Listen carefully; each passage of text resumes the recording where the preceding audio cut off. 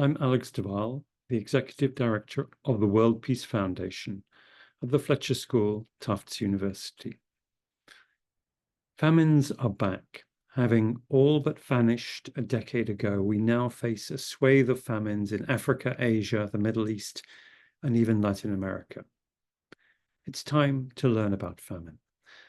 The metrics of famine, measured by hunger and death, have been refined in the last 20 years. They can be assessed according to magnitude, intensity, and duration. The biggest famine of today, by numbers affected and the likely death toll, is Sudan. Half the country's 45 million people are desperately deprived. All the national food systems have collapsed. We may see a mass mortality event unfold, with deaths of 500,000 or more, on a scale without precedent in the last 40 years. The most intense famine today, measured by depth of deprivation in a specific area and by the speed of reducing a formerly well-nourished population to starvation, is Gaza. We haven't seen anything like this since today's systematic measurement of food insecurity was introduced 20 years ago. And it's hard to think of a comparable episode of accelerated mass starvation since World War II.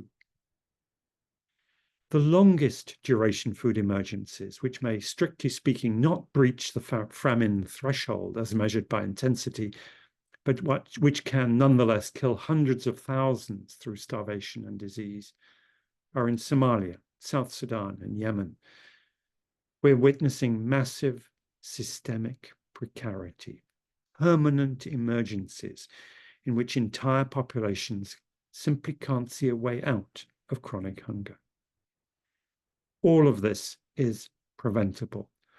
All came about through political and military action, sometimes deliberately, sometimes recklessly. For those of us who've long campaigned to regard starvation as a crime, it's encouraging to see how man-made famine is on the international agenda. Everyone knows the mass hunger in Sudan, in Ethiopia's Tigray region, in Yemen, is man-made, gendered language deliberate. And we know the men who made them. South Africa's case against Israel at the International Court of Justice hinges on the claim that Israel is creating conditions incapable of sustaining human life. Genocidal famine, if you like. And the prosecutor of the International Criminal Court, demanding an arrest warrant for Prime Minister Benjamin Netanyahu, began by citing the war crime of starvation. Criminalizing starvation mustn't be an end in itself.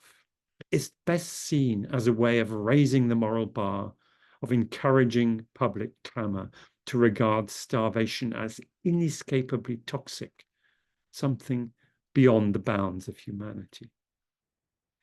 I hope that the agenda of justice for starvation crimes can extend beyond prosecution to include truth-telling, apologies, memorialization, restitution.